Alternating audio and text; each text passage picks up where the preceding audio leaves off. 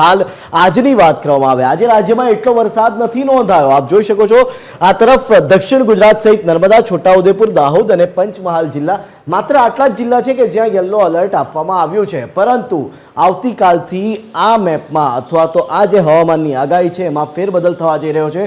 વાત કરીશું 4 તારીખે એટલે કે આવતીકાલે શું પરિસ્થિતિનું નિર્માણ થાય છે. તો આવતીકાલમાં આપ જોશો કે દક્ષિણ ગુજરાત, સમગ્ર દક્ષિણ ગુજરાત ઓરેન્જ એલર્ટથી ઢંકાઈ ગયું છે. સાથે જ રેડ એલર્ટ પણ 2 જિલ્લાઓમાં આપવામાં આવ્યું છે, જેમાં નર્મદા અને તાપીનો સમાવેશ થાય છે. એટલે કે છોટાઉદેપુર, ભરૂચ, સુરત, ડાંગ, નવસારી અને વલસાડ એ જિલ્લાઓ છે કે જ્યાં ઓરેન્જ એલર્ટ આપવામાં આવ્યું છે. બાકી નર્મદા, તાપીમાં રેડ એલર્ટ આપવામાં આવ્યું છે કે જ્યાં ભારે પવનની સાથે ભારે વરસાદ વરસી શકે છે.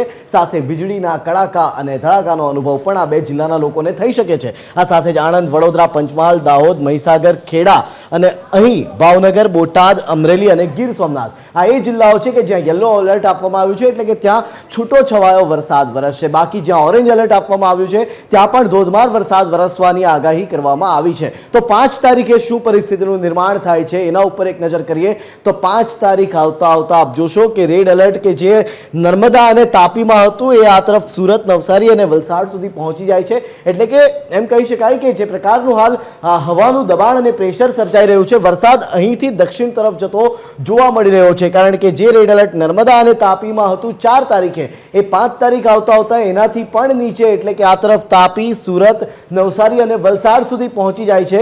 તો ઓરેન્જ એલર્ટ છોટાઉદેપુર, નર્મદા અને ભરૂચમાં આપવામાં આવ્યું છે. આ તરફ અહીં નીચે આવતા ભાવનગર અને બોટાદ તેમજ અમરેલીમાં પણ ઓરેન્જ એલર્ટ આપવામાં આવ્યું છે. અને બાકી આપ જોઈ શકો છો 40% રાજ્યમાં યલો એલર્ટ છે. માત્ર કચ્છ, મોરબી, જામનગર, દેવભૂમિ, દ્વારકા અને પોરબંદર બસ એટલા જિલ્લાઓ છે કે જ્યાં કદાચ 5 તારીખે વરસાદ ન વરસી શકે. 6 તારીખે શું પરિસ્થિતિનું નિર્માણ થાય છે એના ઉપર પણ એક નજર કરીએ તો 6 તારીખ આવતા દક્ષિણ ગુજરાતમાં આપને નવસારી, ડાંગ અને વલસાડમાં રેડ એલર્ટ જોવા મળશે. અને આ રેડ એલર્ટ આ વખતનો આ વરસાદ ગમરોડી નાખશે દક્ષિણ ગુજરાતને એવું પણ કહેવામાં આવી રહ્યું છે. કારણ કે સુરત, તાપી, નર્મદા અને ભરૂચમાં ઓરેન્જ એલર્ટ છે, જેની સાથે સાબરકાંઠા, અરવલ્લી અને મહીસાગરમાં પણ ઓરેન્જ એલર્ટ આપવામાં આવ્યું છે. આ તરફ મોરબી સુધી પહોંચી જાય છે ઓરેન્જ એલર્ટ, જે રાજકોટ, અમરોલી, બોટાદ અને ભાવનગર સુધી પહોંચે છે. બાકી આખા રાજ્યમાં યલો એલર્ટ આપવામાં આવ્યું છે. એટલે કે 6 તારીખે રાજ્યનો એક પણ ખૂણો એવો નહીં રહે કે જ્યાં વરસાદ ના વરસે. ક્યાંક ઝરમર વરસાદ વરસશે તો ક્યાંક ધોધમાર વરસાદ વરસશે. એ જ પ્રમાણે આપણે 7 તારીખે શું પરિસ્થિતિનું નિર્માણ થાય છે એના ઉપર એક નજર કરીએ તો 7 તારીખે પણ 7 તારીખ આવતા વરસાદનું જોર ઓછું થતું જોવા મળી રહ્યું છે. માત્ર રાજકોટ અને સુરેન્દ્રનગરમાં ઓરેન્જ એલર્ટ છે.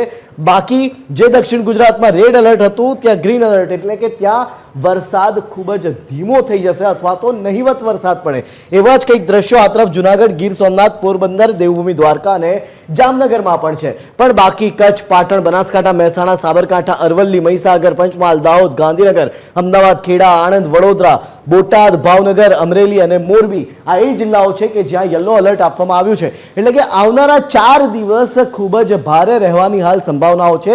હવામાન વિભાગ એ અંગે આગાહી કરી ચૂક્યું છે. ત્યારે ખરેખર શું છે આગાહી, ખુદ હવામાન વિભાગને સાંભળી લઈએ.